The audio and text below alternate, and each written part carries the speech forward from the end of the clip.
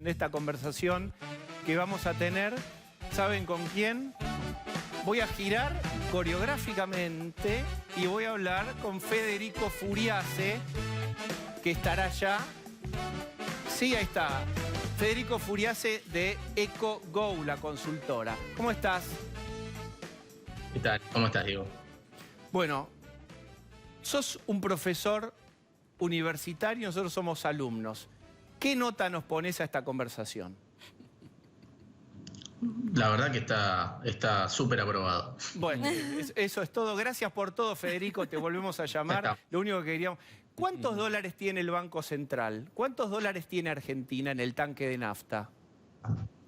Bueno, en total tiene 43.000 millones de dólares. Lo que pasa, lo que puede usar, lo que serían las reservas netas, cuando uno saca lo que es un poco de maquillaje, el swap de China, encajes del sistema financiero, ese número está más cerca de 7.500 millones de dólares, en lo que vendrían a ser las reservas netas, y ese es el problema, ¿no? Imagínate que es una economía donde está en un círculo vicioso, porque el déficit fiscal que deja la pandemia y la cuarentena se financia con emisión monetaria en un contexto de incertidumbre. Entonces esa emisión monetaria no tiene un respaldo y una demanda de dinero que le sigue el tren, entonces termina presionando sobre la brecha cambiaria, sobre el dólar paralelo en un contexto de cepo, y el aumento en la brecha, ¿qué produce? Que el exportador, el que exporta soja, recibe un dólar de 48 neto de retenciones, el importador ve un dólar mayorista 72, 73 y se lleva lo que puede, el que le sobran para ahorrar, se lleva el dólar solidario a 100 porque ve el dólar blue en 130 y todo eso termina presionando las reservas del Banco Central y tenemos ese círculo vicioso, déficit fiscal, emisión monetaria, brecha, caída en las reservas y todo se vuelve a reforzar. Entonces el gobierno tiene que salir rápidamente de ese círculo vicioso. ¿Cuánto es por mes que se viene gastando en dólar ahorro, si tenés ese número? ¿Cuánto consumen los argentinos en los últimos meses de dólar ahorro? En los últimos 2 meses, donde hay estadísticas, pasó de 350 millones de dólares a 530 millones de dólares. Y ten en cuenta que es un número importante teniendo en cuenta las reservas netas del Banco Central y que estás en un contexto de cepo. Obviamente cuando no había cepo, ese número era mucho más fuerte, lo que llamamos la formación de activos externos del sector privado no financiero, ¿no? Es el deporte argentino. El problema es que estás en un contexto donde el Banco Central viene perdiendo reservas, donde producto de esa brecha cambiaria tan alta, el exportador se sienta, pospone, demora la exportación, el importador se lleva lo que puede, entonces todo termina presionando en estas reservas del Banco Central, cuando al mismo tiempo se está tirando muchos pesos para financiar el agujero fiscal que deja la pandemia / cuarentena en una economía que no contaba con ahorro previo y que a diferencia de Chile, Brasil, Colombia, Perú, donde pueden colocar deuda en un mundo de hiperliquidez global, porque los bancos centrales de Estados Unidos, Europa y Japón están inyectando mucha liquidez, entonces hay liquidez para financiarse. Obviamente Argentina no lo puede hacer porque está en un contexto de default, negociando la deuda con los acreedores, que, bueno, en lo que es positivo eso se viene cerrando bastante bien, ¿no? Bien, y vuelvo entonces a lo inicial. En este contexto, con los números y el panorama que vos das, ¿qué pensás de estas declaraciones? Primero de estar estudiando el cierre total y después economía diciendo no está en estudio, va a seguir el dólar, 200 ahorros mensuales por persona. ¿A qué le creemos? Es lo mejor que se pudo hacer. Yo creo que economía está bien lo que está haciendo porque si no generás más miedo, más incertidumbre y al otro día lo que va a hacer es más demanda de dólares y el dólar blue va a seguir subiendo, con lo cual el gobierno está en una trampa porque tiene que cerrar esa brecha entre el dólar de 72 y el dólar de 130.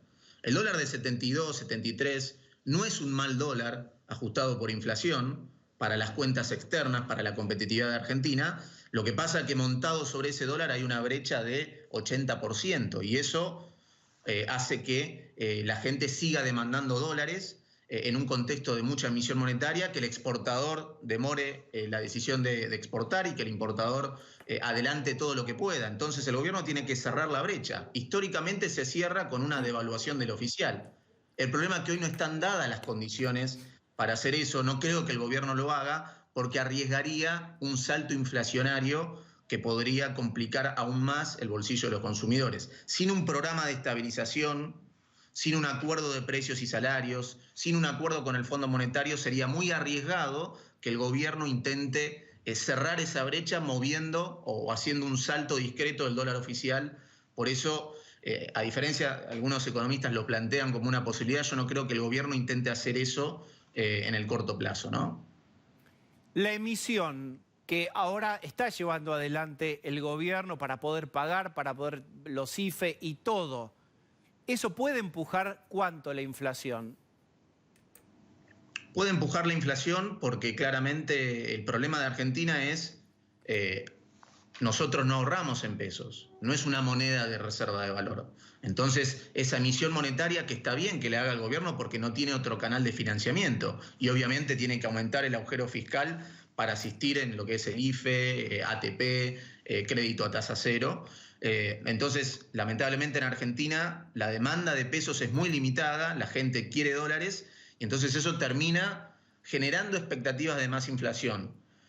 Lo que pasa es que la cuarentena desactiva algunos, digamos, mecanismos que hacen que ese proceso se dé más rápido, porque hay un congelamiento de tarifas, porque hay una recesión muy fuerte, el empresario no tiene margen para trasladar a precios el aumento en los costos y lo que tiene que ver con la brecha cambiaria, hay recorte de salarios, la puja distributiva está muy contenida, hay una demanda de pesos precautoria que deja la cuarentena. Entonces, ese mecanismo por el cual la emisión genera inflación está siendo mucho más rezagado y hay estas pequeñas anestesias que están manteniendo medianamente la inflación, llamémosla baja para los parámetros de Argentina y para los parámetros de alta emisión monetaria que están habiendo, ¿no? La duda va a ser cuál va a ser la inflación de noviembre-diciembre, si el gobierno no logra estabilizar, no logra generar expectativas y no logra dar certidumbre en torno de si puede corregir este déficit fiscal que deja la pandemia para el año que viene. Marce. ¿Qué tal, Fede? ¿Cómo estás? Buenas noches. Quería preguntarte, el gobierno anterior, en un momento cuando tuvo que salir del cepo, dio por sentado que los precios ya estaban regulados por el precio que regía en ese momento como dólar informal. Si uno se corre hoy de lo que es el dólar blue, que está más o menos en 131, 132 pesos, y se va a un dólar que se puede comprar de manera legal, como el dólar bolsa, está a 124, es decir, tenés una diferencia del 61% con el dólar oficial. Vos que seguís la medición de inflación mes a mes, ¿creés que hay precios que ya están proyectándose o fijándose en función de la expectativa de devaluación, es decir, en función de estos otros dólares que no son oficiales? Bueno, muy buena esa pregunta. Tiene que ver un poco con que lo que está viendo es en algunos sectores, sobre todo sectores que son muy, digamos, que tienen demanda de importaciones, es decir, donde su estructura de costos está muy asociada a la importación y a la demanda de dólares, empieza a haber un dólar, una remarcación en el medio entre el dólar oficial y el dólar blue. Lo que tenés es, digamos, distintos mecanismos para poder aplicar eso. Obviamente también tenés muchos precios que están controlados, tenés el congelamiento de tarifas, los salarios están contenidos, con lo cual no se da ese traslado tan rápido del dólar de la brecha a la inflación, aún a pesar del contexto de fuerte emisión monetaria que tenés. Pero las expectativas se van adelantando y si el gobierno no logra estabilizar y dar certidumbre, este proceso que por ahora viene a mitad de camino podría acelerarse. Ese es el riesgo que tiene que contener el gobierno. Entonces, digamos, pasa un poco por ahí el tema. ¿Eso te explica por qué incluso cuando tenés una gran cantidad de precios congelados todavía tenemos un piso de 2% de inflación?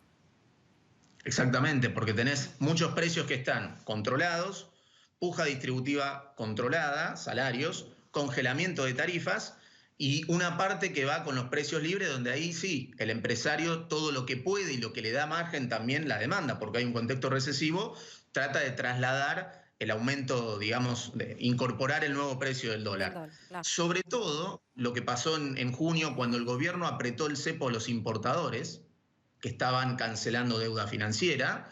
Bueno, ahí tenés un riesgo de que el importador que no podía acceder al dólar oficial tenga que acceder al dólar de la brecha, y eso sí genera riesgo de traslado a precios, digamos, producto de ese cepo que se trasladó en un momento a los importadores y después el gobierno fue un poco marcha atrás.